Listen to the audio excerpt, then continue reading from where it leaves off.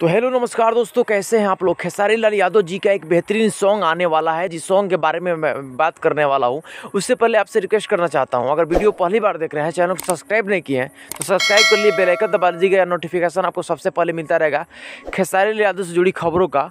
और मैं तमाम खबरें खेसारी से जुड़ी मैं इस चैनल पर लाता रहूँगा।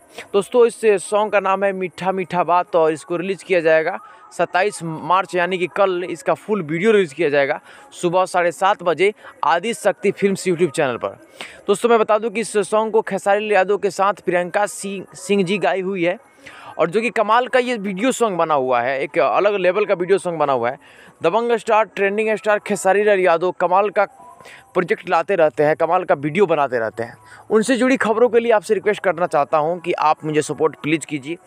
इस तरह आप दबंग स्टार, सुपरस्टार खेसारी यादव को सपोर्ट करते हैं, उनके फैंस हैं, तो आप मेरे चैनल को आगे बढ़ाइए। धन्यवाद दोस्तों, भगवान करके आप हमेशा खुश रहें।